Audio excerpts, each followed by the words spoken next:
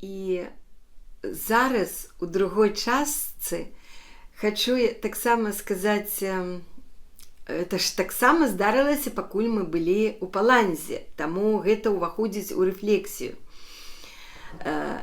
І хочу яшчэ раз сказаць пра першую частку, што які мои былі пачуцці, якія чаканні перад вандроўкай. Ну, я практычна ведала ўжо, што нас чакае. Я ведала, што не захачу нікуды хадзіць. Я ведала, што я буду ў асноўным хадзіць на пляж і толькі там быць, каля мора.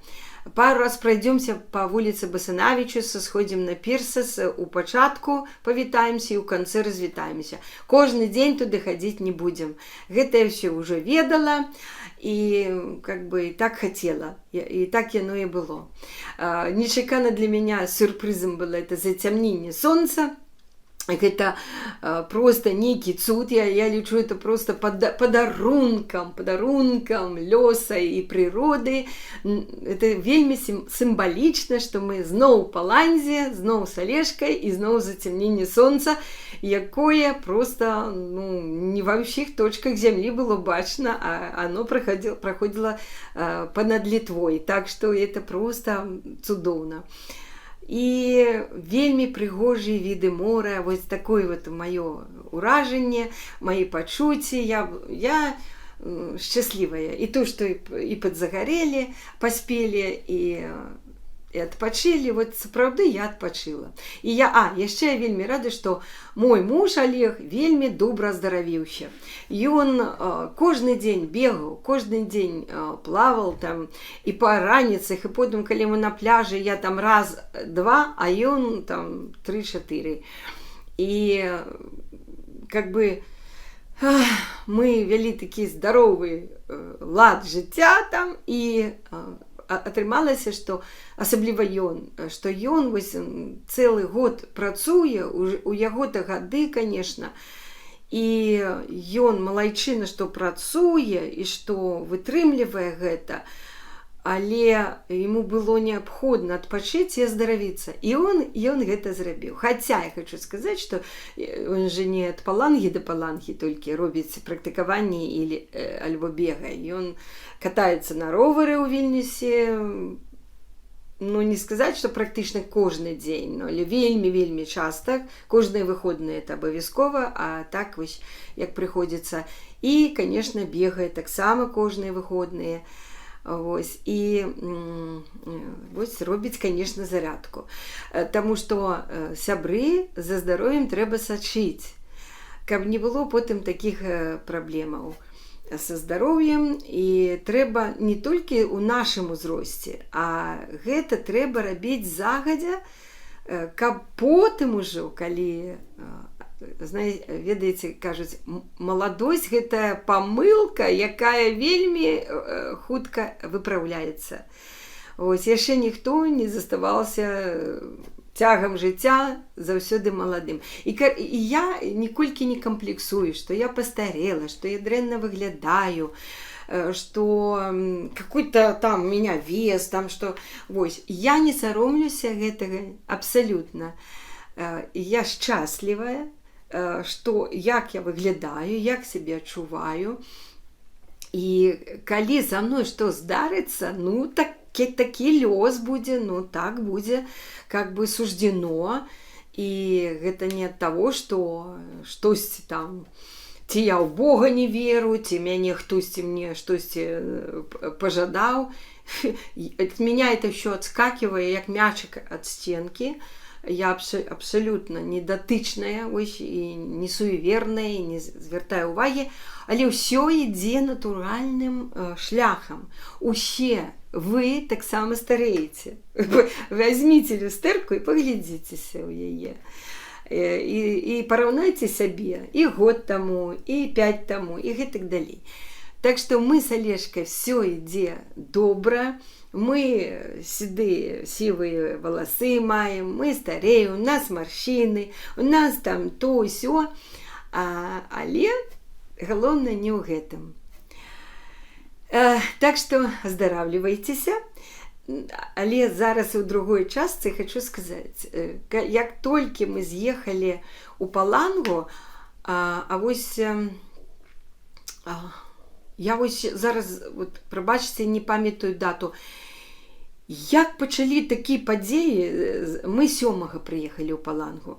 Значыць, памёр Юрый Хашывацкі, это такі рэжысёр вядомы, і з ім у мяне ёсць эпізод у маім жыцці. Гэта чалавек, якого, как бы, шмат его хто знаў, конечно, асабіста.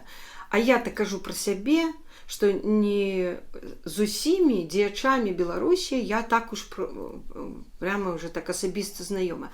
Але я маю такі эпізод у сваім жыцці з Юрыем Хашывацкім. Я ганаруся гэтым эпізодам, вельмі задаволена, і Алешка, мы дапамаглі Юрыю Хашывацкаму калісьці. Менавіта, можна сказаць, я асабіста. І то есть не я асабіста, а праз мяне, как бы, што калі ён выпусціў той фільм знакаміты, там, «Обыкновенный президент», то праз некаторы час яго моцна избілі.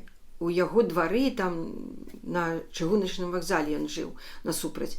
Дык вось, і я не памятаю, вось як так здарылася, што ён ужо быў то ли ў пошуку, то ли... Я не разумею, чаму дактары адмоўліваліся ці хутка, ці што, аказаць яму дапамогу. Не хацелі прымаць то ли ў шпіталь, то ли што. І такі пашоў рэзананс, ён па галаве моцна збіты, і гэтак далей, яму неабходна... Ось, а ў мяне была вучаніца. Я дагэтуль памятаю імя, і яе звалі Іра, але і прозвішча, але не буду называць. А яе папа быў дзіцячым доктарам. І я просто гэта ведала, а яна ў мяне была ў групе па ангельскай мове. І тады я да яе звярнулася, прасіла, мне здаецца, ягоны тэлефон, яна мне дала, я яму патэлефанавала, гэтаму бацьку, я абрысавала сітуацыю, і ён даў згоду прывозьці, калі ласка. Мой муж Олег павёз яго, Юрыя Хашывацкага, туды да таго шпіталя і гэтак далей, і яго там, яму аказалі дапамогу і выратавалі яго.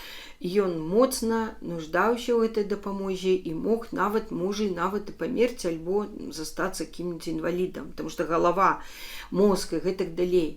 Яму была аказана прафесійная дапамога, і ён доўга потым лячыўся і выздаравеў. І потым, глядзіце, колькі гадоў пражыў. І на пахаванні з Павла Шеремета, калі мы ўжо каля труны прайшлі в гэтым саборы, і там было просто столькі людзей, што мы прайшлі і чакалі, пакуль гэта все скончыцца, на скамеечкі селі і сядзелі. Олег где-то хадзіў, а я села. І Юрий Хашывацкі сел таксама побач са мной, і яшчэ такі Олег Гаеўскі потым сядзеў. І мы доўга, можа гадзіну, уже колькі, сидзелі, размаўлялі з Юрыем Хашывацкім. Был апошні раз, калі яго бачыла ўжывую, мы з ім, я яму нагадала, а он кажа, я вас, да, памятаю, вялікі вам дзякуй, всё. Ось, это моя маленькая такая капелюшечка, уклад мой. Але мне было прыемна, асабіста ад яго, вот это дзякуй вам, и так далей, вживую, не так праз кагосьці. І вось, он уже пайшоў з жыцця. Ось, я вот не памятаю, мы уже были в Паланзе, или это было крыху раней, нічога. Потым мы 7-го приехали, и тут наших этих, я говорю хронологично, и тут в этих, в нашем режимчику 2.0, и у всех, как говорится, и примкнувших к ним, да, к этому корыцу, к этой кабарилье, к этой группировочке, всяких ужо и былых палізняволеных, які вышли на волю, и всяких, нават, ведаеце, молодых, таких вот, ведаеце, таких прытрымальніц, дзяўчын, молодых жанчын, нават там ёсць і ўнучка аднаго вядомага чалавека. все, якія вокруг гэтага междусабойчыка, там ёсць такі маленькі унутраны круг междусабойчык, зусім рэжымчыка 2.0, і вось гэта. Яны зладзілі чарговую сваю сходку такую. Ось, 8 і 9, я это ведаю, 2 дні у Варшаве, у будынку гатэля, яны зладзілі свою сходку, сходняк. Перетерли некалькі тэмачак там, ось, і, як кажется, у них там, хто бачыў праграму, кажется, у них там гадзінку посидели 40 хвілін, кофе-брейк, гадзінку посидели там 40 хвілін, кофе-брейк. І ось таке кофе-брейкалі, грошаў туды пайшло немало, і на аренду, і на это все. І ведаю у агульных таких, что там, как бы там было, специально не глядела, а поглядела, и вам раю поглядеть. Значит, там есть такие, ну, не там, а в Огуле, есть такие, ну, як сказать, я не ведаю, з Берасця, до речі, з Берасця, Сергей Петрухін. Ён кажа, што ён журналіст, я не ведаю, кім он там, журналіст, кім он там працаваў да гэтага.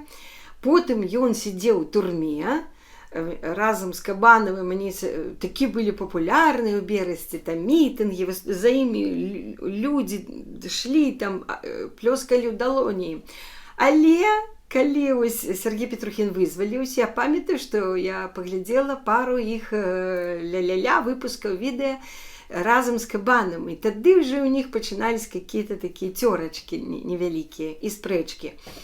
І потым пра них забыла в Огуле. Але зараз я ведаю, Кабанов, конечно, здаўся і пайшоў у междусабойчык, у рэжым, стаў прыхільнікам рэжыма 2.0, а Сергей Петрухін застаўся сумленным, сапраўдным беларусам. І ён зараз ладзіць такія стрымы. І, дарэчы, я хочу адразу сказаць, ён збіраецца здаўна права ўжо вадзіць тракі эти грузавікі, альбо не здаў яшчэ, калі кажа, вот здам і пачну працаваць. І можа менш будзе гэтых стрымаў, гэтых відэа, вельмі шкада, таму што мне падабаецца, ён размаўляе ўжывую, у него есть яшчэ такая суразмоўніца Ксюша, они там выпускаюць час ад часу такія відэа. Яны ўсё кажуць праўду, і крытыкуюць не толькі той бок і не толькі рэжым асноўны ось унутры краіны, але і кажуць пра ўсе недахопы і памылкі і ввогуле нават ужо, ну, будем казаць, злачынныя або крымінальныя такія фінансавыя дзеянні вось гэтага рэжымчыка 2.0. І хочу сказаць вам, суайчыннікі, якія ўнутры краіны, забудьце вы пра гэтых, забудьце пра гэтую вось, значыць,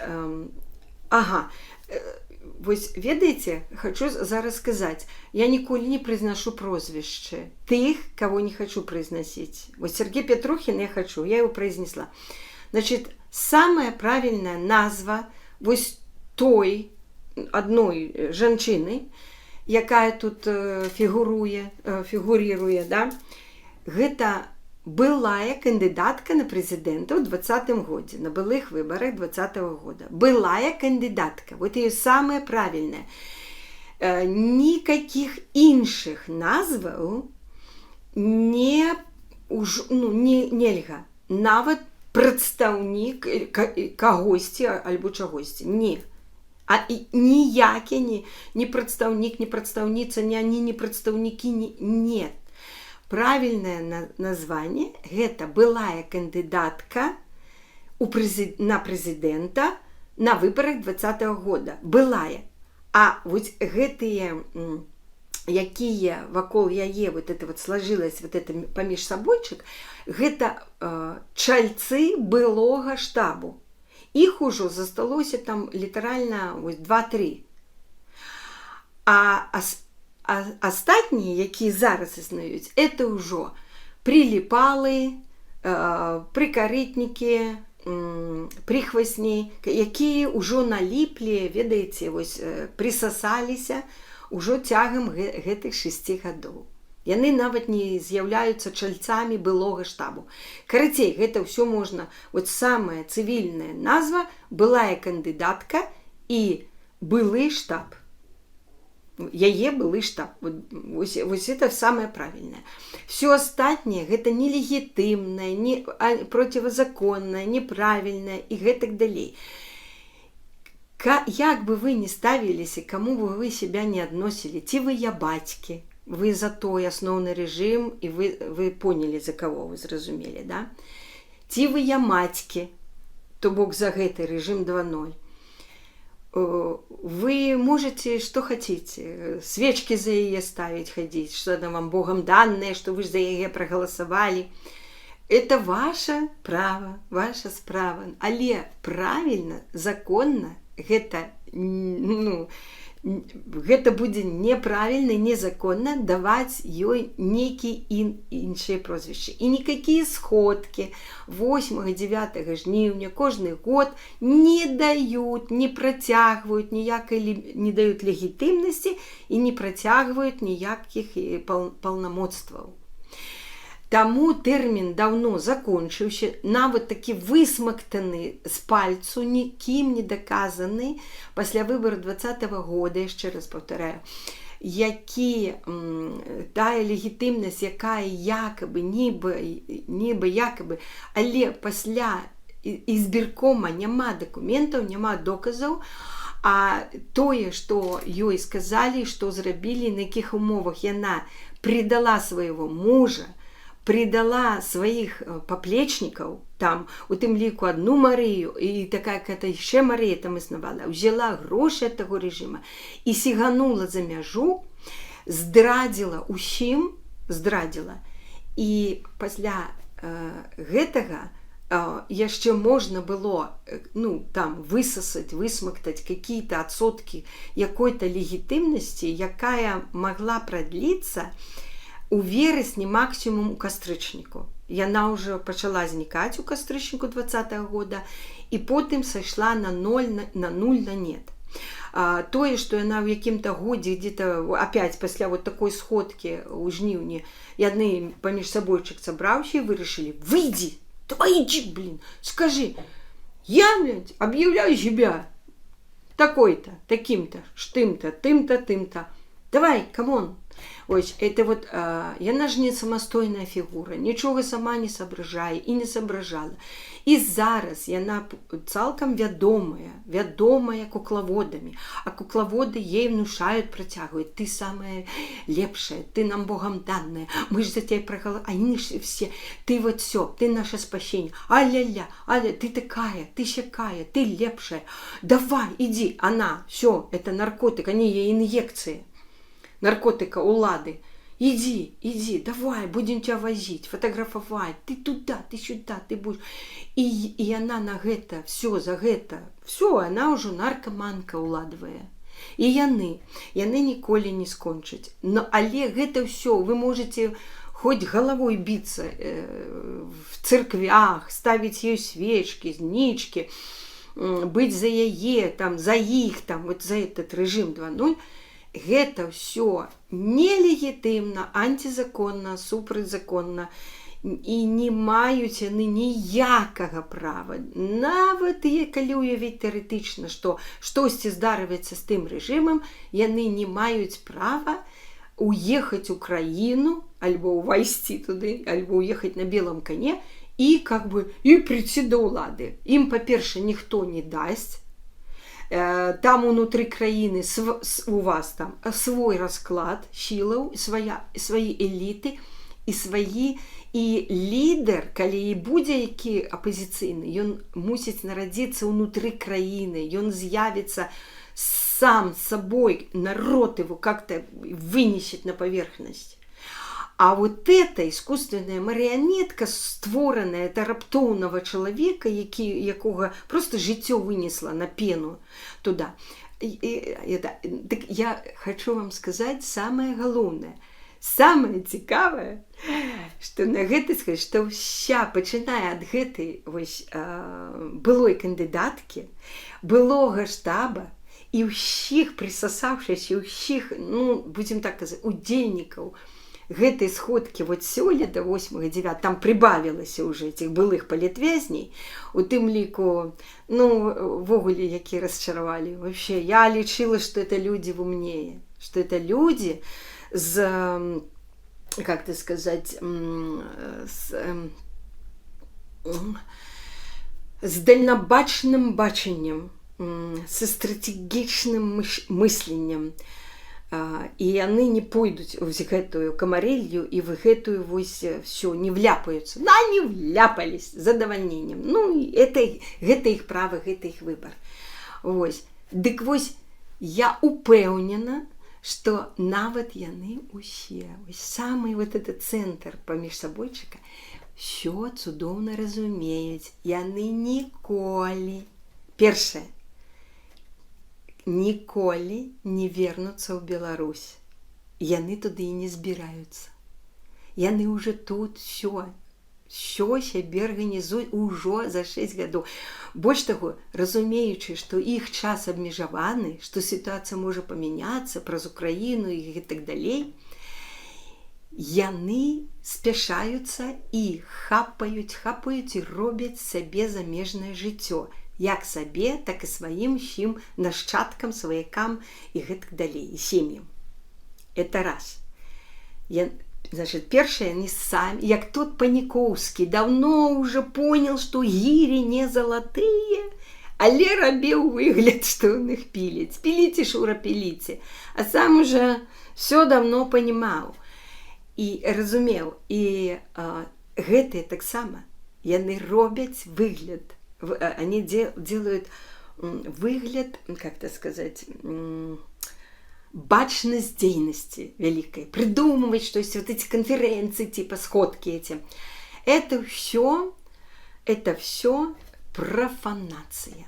Просто чистой воды профанация. Все их дзеянні, все заявы, что такое, все движухи, все эти вандроўкі, фотоздымки, сустрэлася з тым, там пасяджэнне, этот один с парламентами, то еще один, про якога вообще все мое паважанне, павага моя знішчаная. Калісьці я верила і думала, але Пазняк меў рацыю, калі ён казаў пра гэтага чалавека. Уже даўным-даўно, што сабой уяўляе гэты чалавек. Я нават его кукловодом не могу назвать, это прихвостень.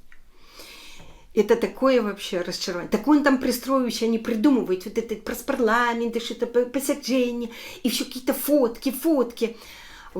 Это все профанация. Разумеете гэта. Дык яны гэта ўсё разумеюць. Вы не разумееце, вы верыце ім, а они все разумеюць. Яны Паніковскія і Железныя гіры.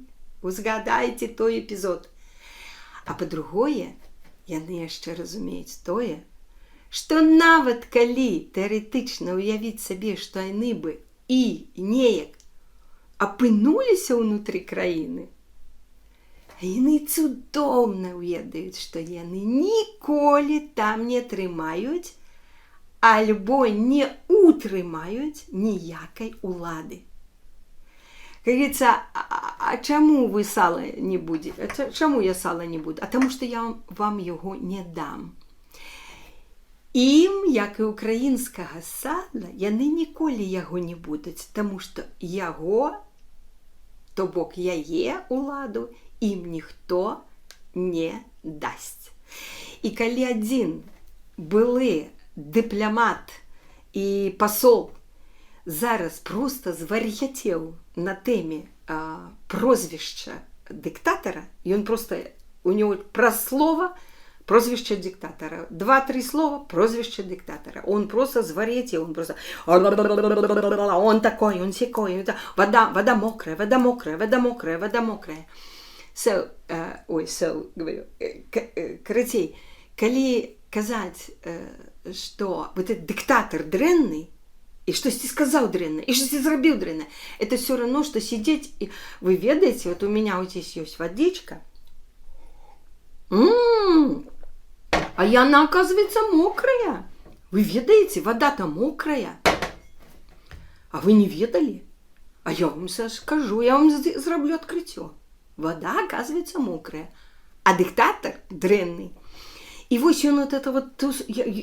Я в огуле не это. Так калі ён так імкнецца да ўлады, дык ён яшчэ будзе, вот если так тэарэтычна, был бы хужэй у 1000 разоў, чым гэты. Это такие же синими пальцами, с синими тварами захапіліся за ўладу і трымаюцца. Ну, какая там улада? Там улады няма. Но какая улада? Гэта все нелегітымна. Але хоть штосьці, за какие-то свои эти вот статусы, позиции. И все, что яны робяць, это пускаюць пыл як простым беларусам, суайчыннікам, ямацькам, якія вот слюнки пустили і вераць, так і асабліва галоўна это для еўрапейцаў. Ось. Ну, американцы не ведаю як, але вось этим даверлівым. Но, знаете, гэтыя еўрапейцы даверлівыя не такія ж они... Яны распіл делают разом. Карацей, гэтая вось былая кандыдатка, былы штаб і ўсе далучыўшыеся, присосавшиеся все туды, приклеившиеся, да, просто тупо разом з такими же коррупцыйными еўрапейскімі чыноўнікамі зрабілі бізнес. Вось што яны зрабілі. Нелегітымна, незаконна, нелегітымна, па ім трэба крымінальныя справы адкрываць. І яны робяць бізнес, каб вы ведалі, на беларускім пытанні. Ой, там же диктатура, там же такі, все, а мы тут такі, дапамагайце нам, грошы, грошы, грошы, грошы, мільёнамі этих евро. Давайте нам кожны раз, хоть по годику, вот на годик они себе протягивают, ну и добра. Яшчэ год пратрымаліся, на наступны год зноў сходку проведем, пыль в глаза пустим. Ось этот бизнес уже пошел 7-й год. И на палітвязнях белорусских, на жаль. Ось, продают людей, покупают людей, покупают сумление людей. Но мяне больше за все расчароўваюць былыя палітвязні, якія з задавальненнем продают свое сумленне за грошы и вступают и становятся чальцами гэтага злачыннага и пастыднага, сорамнага, ганебнага бізнесу на беларускім пытанні і на беларускіх палітвязнях. Якая ганьба, які сорам. Ой, гэта просто немагчыма описать.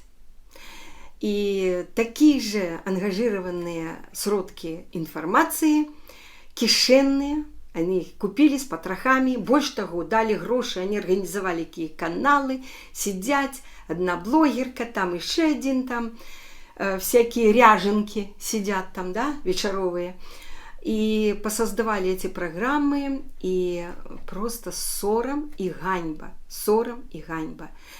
І сродкам інфармацыі, і былым палітвязням, і былым дзеячам.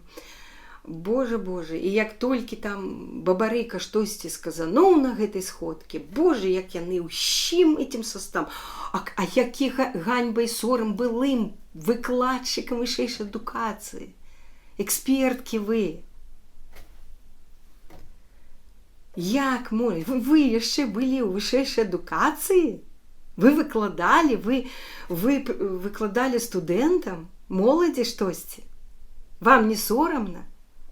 Якія зараз ходзяць по этим ганебным сродкам інфармацыі? А журналіст, это якого можна... Какой журналіст? Гэта кішэнны чалавек, які цалкам прадаўся, і калі падчас размовы цалкам падыгрывае, іграе в паддавкі, с суразмоўцамі і іграе на адным баку рэжыма 2.0. Фу, гэта просто дрэнна. Так вось, гэты Сергей Петрухін застаўся для мяне пакуль што аднім нармальным сумленным беларусам, які мае какой-то канал, і ён выпускае свае стрымы. Дык вось падчас гэтай сходкі 8 і 9 ганьбіща якая, ён стаяў, вёў стрымы. Я пад гэтымі рэфлексіяй апублікую спасылкі на ягоныя стрымы. Яны доўгія, адзін 5 гадзінаў там з капейкамі, другі 4, мне здаецца. Я іх все праглядзела па порцыям, не за адзін прысест, конечно, і пачала глядзець у Паландзе, а скончыла ўжо ў Вільнюсе, але я іх все праглядзела. А чаму? Там, конечно, шмат зацянутых момантаў, але я цярпяліва это ўсё чакала, просто штосьці рабіла ў гэтыя моманты. Там праходзяць людзі, з некаторымі ён беседуе, ён паказвае эту камарылью, гэтых прихлебателей всяких, і яны раскрываюцца, яны сябе паказваюць, і ён пра іх малайчына. Малайчына. І ён правильно кажа, ён прастаяў 2 дні. Яны яго не пусцілі, а яны зрабілі з гэтага чалавека некого изгоя, ворога. И ведаеце, што они кажуць? Што он провокатор з боку диктатора. Я не могу. Ось самые провокаторы и агенты диктатора это вакол вот этой былой кандидатки. Яны яе ведуць з самага пачатку. Як толькі она вышла з избиркома и яе зарегістравалі кандидаткой, вакол яе адразу былі, приклеились, как рыбы прилипалы. Некалькі чалавек, я бачыла гэта ў прамым эфіры, у машыне не пачалі ездзіць па Беларусі.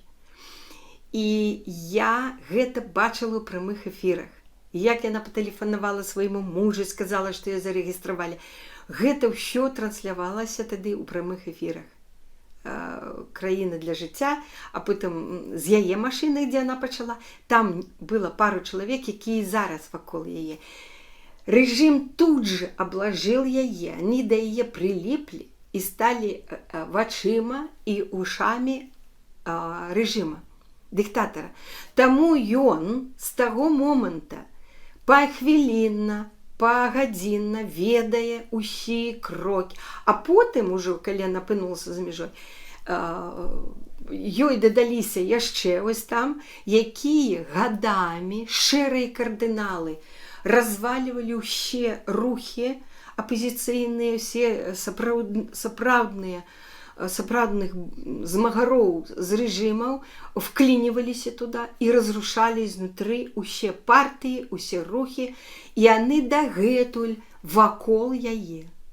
Вядуць яе, эту куклу-марыянетку, яны куклаводы, вот непасрэдныя. Таму рэжым і дыктатар спіць абсалютна спакойна пра гэты бок. У яго іншых бакоў хапае. Усходні бок, вайна, паўднёвы бок, да? Там Кітай, там ЗША, ён не ведае, што будзе і як. Я ведаю адно. Пры любым раскладзе ён да апошняга выйдзе сухім з вады. Я не ведаю, што усе думаюць, што яны яго абдурываюць. Такога хітраумнага, каварнага і подлага чалавека я не ведаю, на зямлі, пожалуй, няма. Если Кремлёўскі думае, што он яго, то ён памыляецца. Ён, як Паніковскі, ўсіх прадасць, ўсіх купіць, зноў прадасць, зноў купіць, зноў прадасць, і выйдзе міжду струйкамі, і выйдзе сухім з вады. І будзе так, як ён захоча. Таму усе наши вот эти вот намаганні, і это все думаюць, што это все, нават калі Украіна разаб'е Расію і пераможа, ён сябе з такі люфты уже зрабіў, што ён выйдзе сухім з вады. Яго яшчэ будуць як самого галоўнага міратворца будуць характарызаваць. Так что, сябры, гэта ўсё, а вот эта замежная вот эта вот тусовка, ось гэты рэжым, даже вот это слишком высокое название, сказать, что это режим 2.0. Режим 2.0 это уже что-то такое. Это просто АГП, як я говорю, это АГП. Як была партия АГП, Аб'яднаная грамадзянская партия, то гэта абмежаваная групіроўка прахадзімцаў. Ось гэтыя прахадзімцы, якія состаяць из былая кандидатка, былы штаб, это там такая абмежаваная группка людей, и прымкнувшие до іх, а зараз іх уже больш, прадаўшыя сваё сумленне. Я гэта не стамлюся паўтараць. Асабліва былыя палітвязні, якія выйшлі і прадалі сваё сумленне, прадаліся. Нават лепш тыя, хто просто ціха ушоў у сторону і сидзіць дзе-то, як неяк выжывае, недзе працуе, але не прадаўся. Не лезе как бы в бутылку. Ось. А Сергей Петрухин правильно кажа. Ось 2 дні он стаяў, так? А там, на этой сходке, вот такие былые палітвязні, да? Яны же з праваабарончых цэнтраў. Яны же борцы за права человека. А это ж вас стоит суайчыннік беларус. Яго не пустили. Так что ж вы? Так чым вы адрозніваетесь от того режима? Калі чалавек мае іншае інакамыслие, да, інакш мысліць і вас крытыкуе, все, ему нельга даваць слова, его нельга нават быць, і ніхто не пацікавіўся. Таксама і асацыяцыя журналістаў. Больш таго, я чула, як прайшоў адзін чалец асацыяцыі журналістаў, і походя через... А глядзіце, як они походя з ім, как с каким-то дерьмом проходили, как они быстро бюрократились, як яны задрали носы, яны высшая элита, яны каста уже белорусская, они уже особенные, а ты тут кто тут? Некто с бородой стоишь с какой-то камеры. И один прошел, кажа, ну что уже, Лукашенко там с вами? Что это такое? То бок, хотел сказать, что это стоит агент Лукашенко. Ай, який сором, якая ганьба вам, товарищ человек. Ай-яй-яй-яй, я давно вас раскусила. Але зараз я ще раз переконалася, якая ганьба. Як ви ще там, вам тільки кофе подавай было. Вот мы Европа, мы по Европе, мы уже элита, мы уже кофе-брейки маем. Кожні 40 хвилин, праз кожні 40 хвилин у нас кофе-брейк, печенюшки или что там, может там бутерброды. Все, вы за бутерброды продались, за кофе, брейки, продали свои сумления. Ось такая беларускія змагары, беларусы ўнутры краіны, ведайце, гэта не тыя людзі. Да яны это самі цудоўна ведаюць. Але гонару іх, яны пра сябе як думаюць. А насамрэч, яны ніжэ плінтуса. Яны ганьба беларускай нацыі. Яны уже уляпаліся в антигісторыю.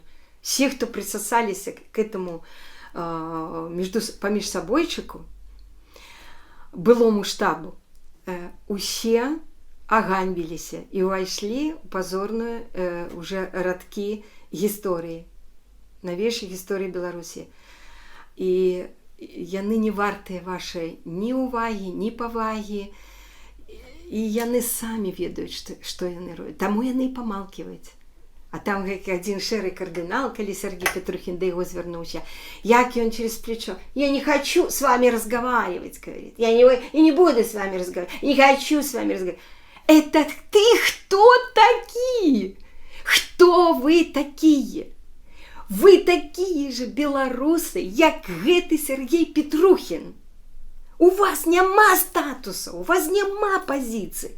Вы никто, вы нелегитимные, больше того, вы криминальные уже. Я, конечно, как бы разумею, но это мое меркаванне, мое, как это сказать, индивидуальное меркаванне.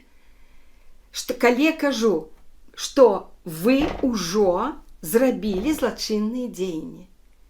І па-добраму патрабавальныя беларусы, они не патрабавальныя, павінны былі бы патрабаваць узбуждзення крымінальнай справы і прывлечэння іх да адказнасці за гэтыя 6 гадоў, што яны нарабілі. Вось як павінна быць. І ты хто такі? Шэры кардынал, які разваліў партыі, всякія рухі. Ты для гэтага і сидзіш там, ціхенька, по метадычке выконваеш загад. Не высовайся, інтэрв'ю не давай, паменьше свяціся. Але, это, ведаеце, як это недавно яшчэ Яковенко паўторыў. Ёсць такая, вось, ты бачыш там сусліка? Не бачу. А ён там ёсць. Ось пра гэтага чалавека, можна так сказаць, вы бачыце там вось гэтага шэрага кардынала? Не, ніколі не бачым, не чуем. А ён існуе. Ён выконвае свае абавязкі згодна метадычкі. І чётка куклаводзіць гэтай куклай. Чётка, яна не мае ні свайго нічога. Ну, пра яе там можна было б сумна, но я кажу зараз у цэлым. Значыць, вось такія падзеі, вот такая сходка адбылася, пакуль мы былі ў Паланзе 8-9. 10 штосьці было яшчэ, пачакайце, што-то было яшчэ 10, прабачце, калі забыла.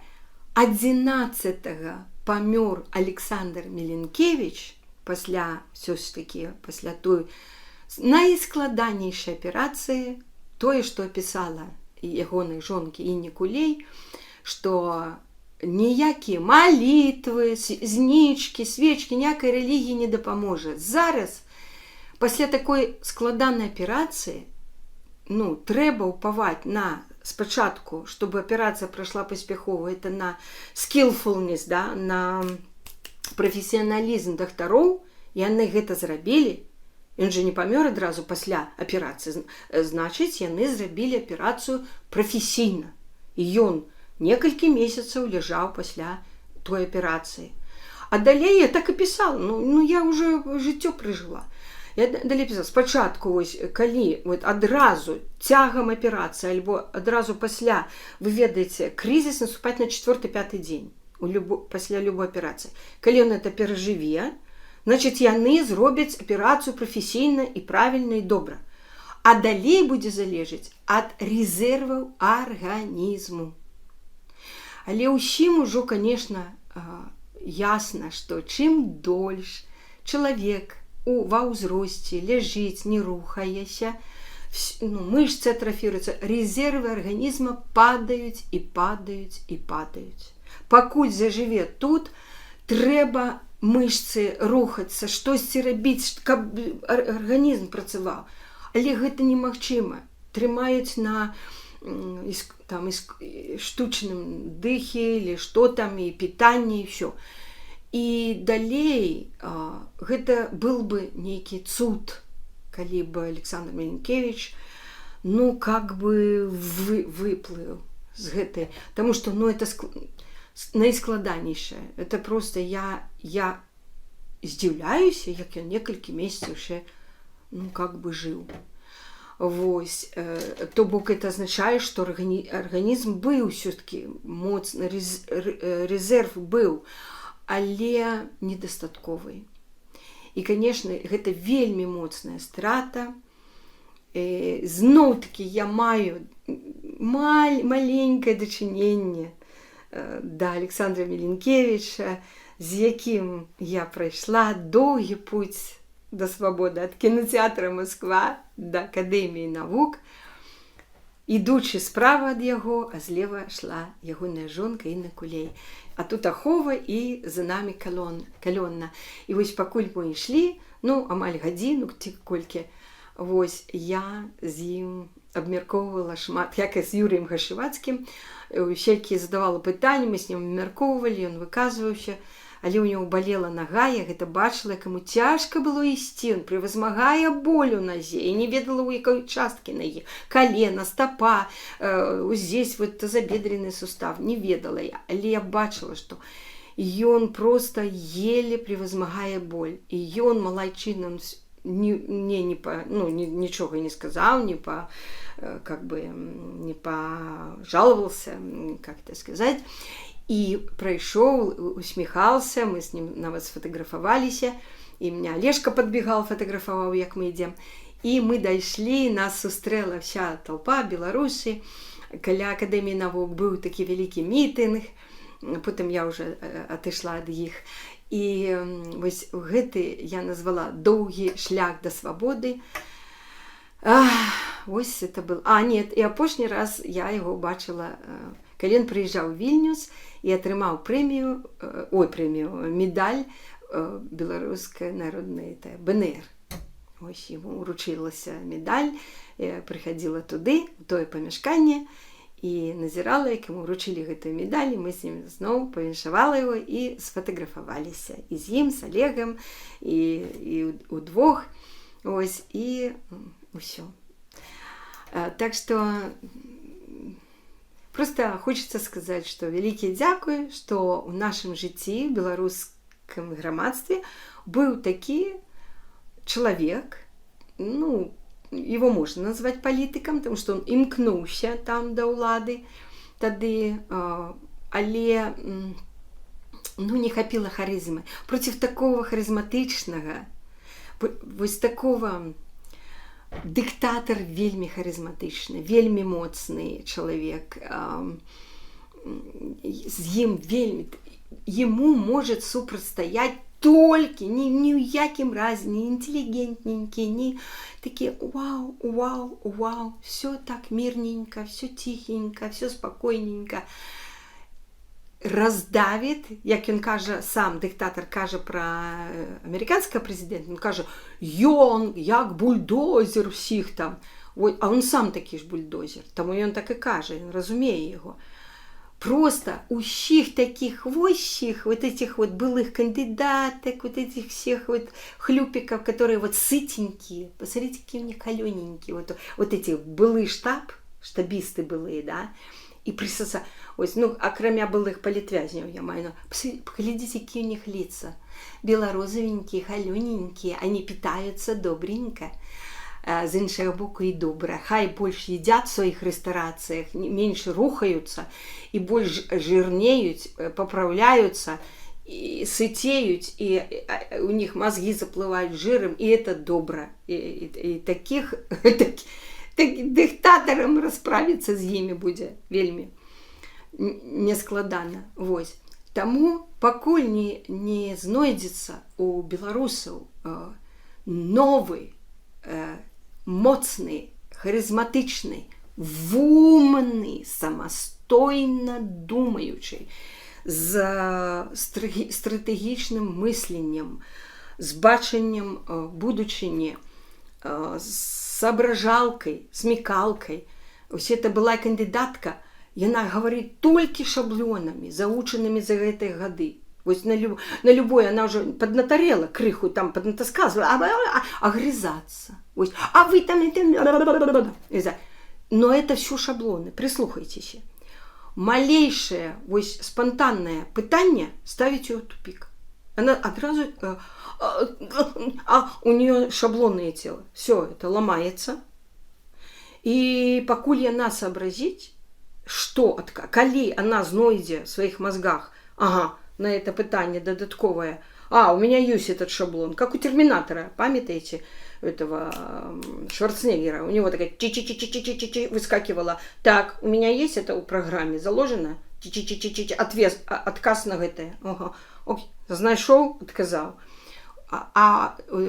Такое, уже не кажу про стратегічне мислення, это вообще вогуле. Тому сябры, вось такія падзеі. Тут Александр Меленкевич 11-го, вельмі шкада, вельмі спачуванні. Я выказала, я на сваёй старонке у Фейсбуку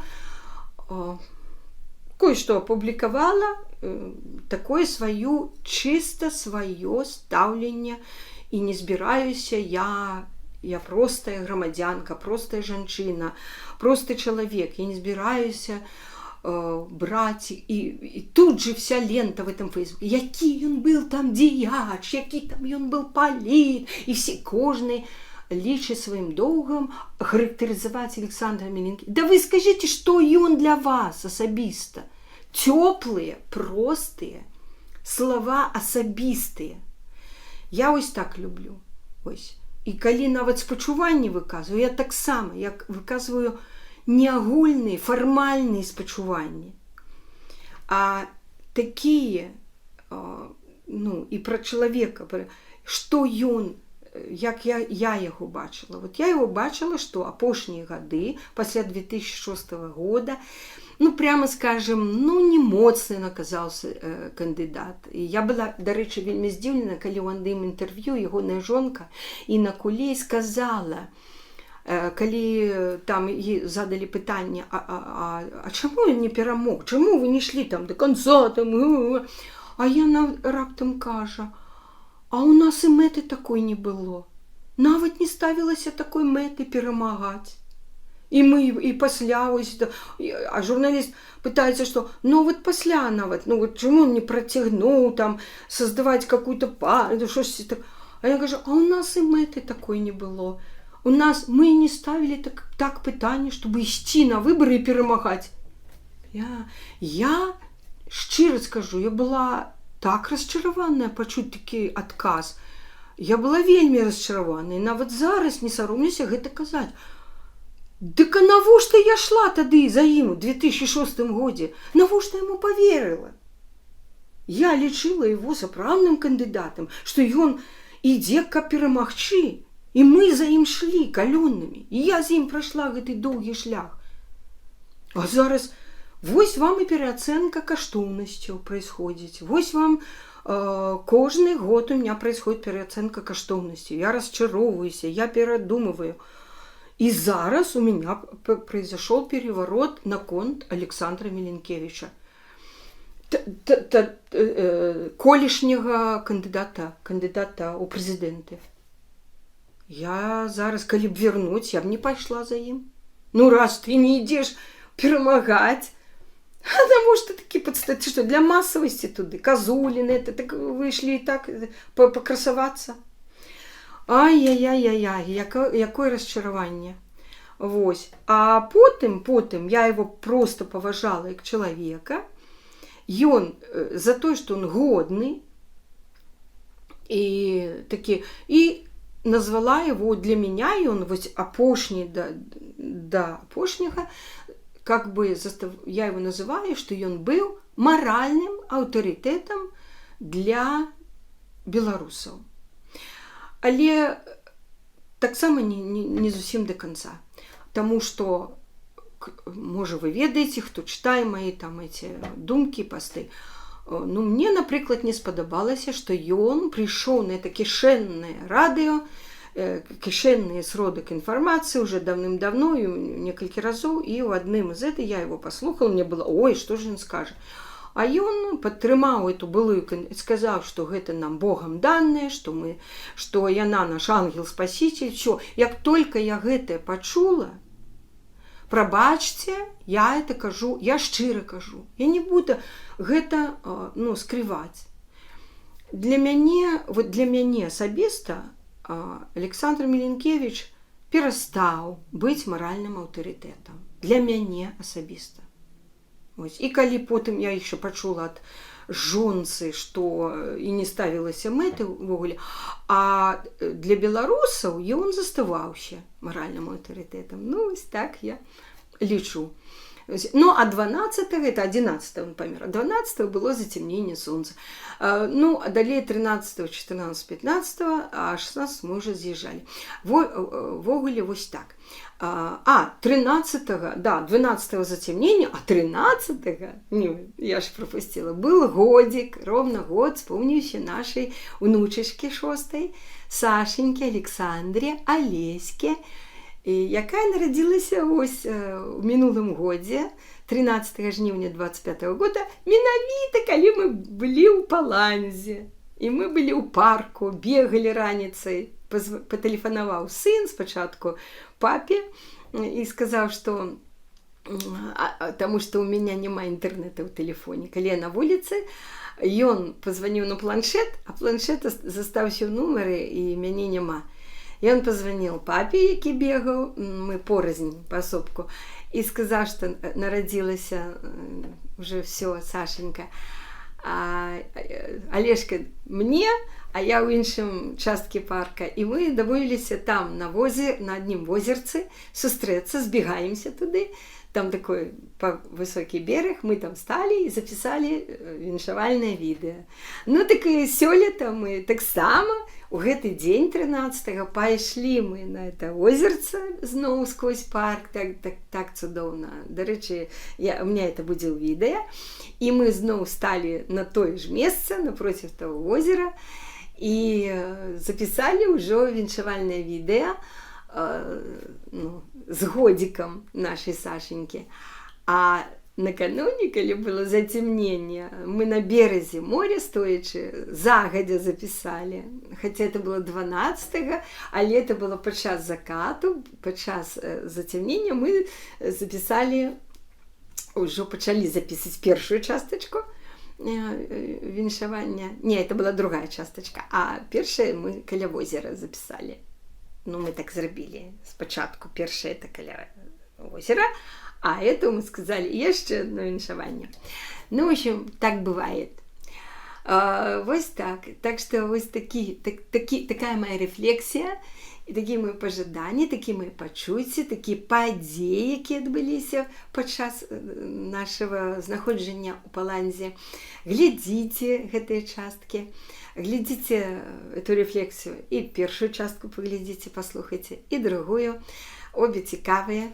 І якое абмеркаванне вы не мелі, ці былі бы вы я бацькі, ці былі бы вы я матькі, ці былі бы вы ніхто, просто сумленныя, чэсныя беларусы, а я іх называю сумленныя, самыя сумленныя.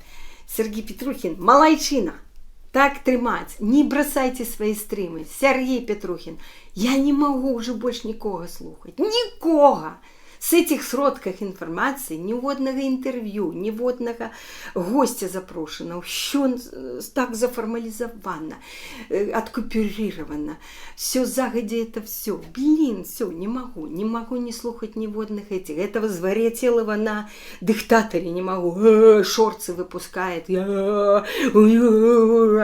Ось, просто я думаю, где наш Comedy Club? Белорусы.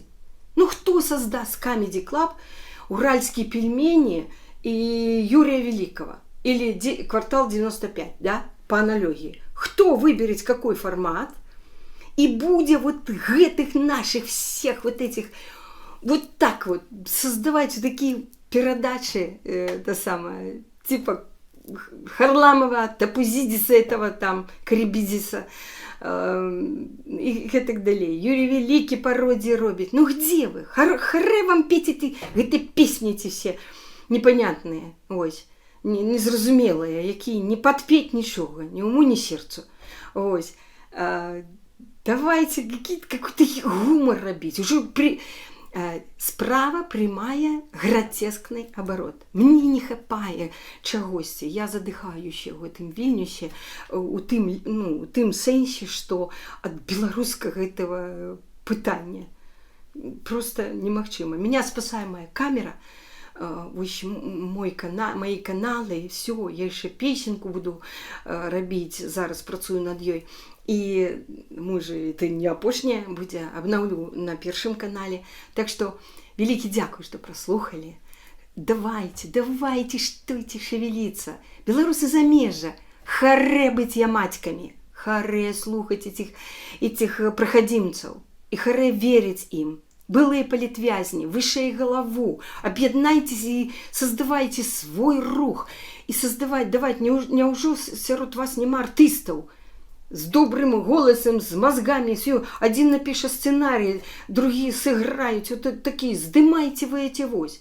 Харе слухать эту блогерку, которой пора уже идти к психиатру и лечиться. звяртацца да вузкіх спецыялістаў.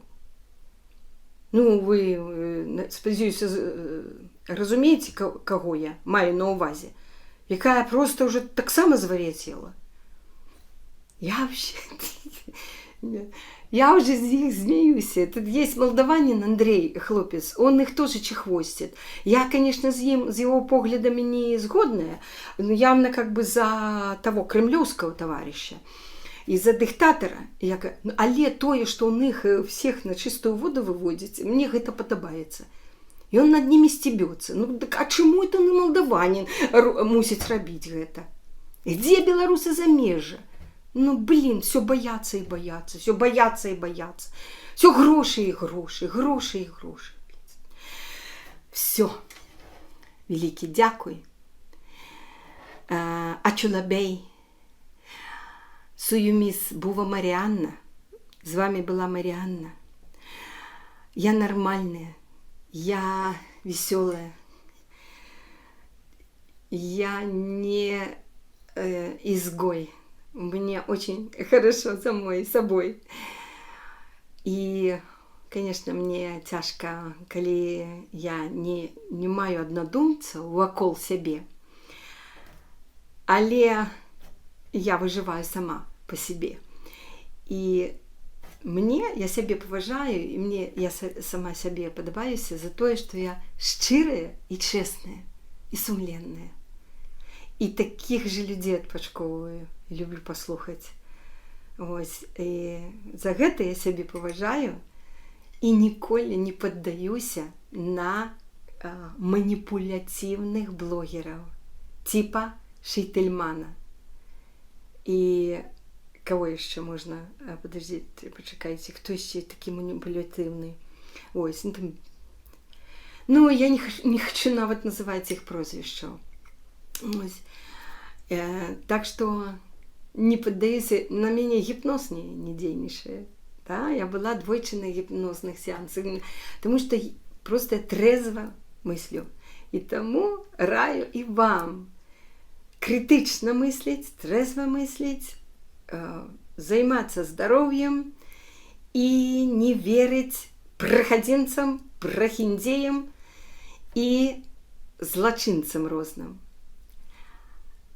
Думайте своей головой. Все, я зараз промачиваю апошні раз водичкой, а яна мокрая. Великий дякуй. И запрошаю, глядите, Паланга 26. Наша Паланга 26 года. Развітваю с вами была Маріанна.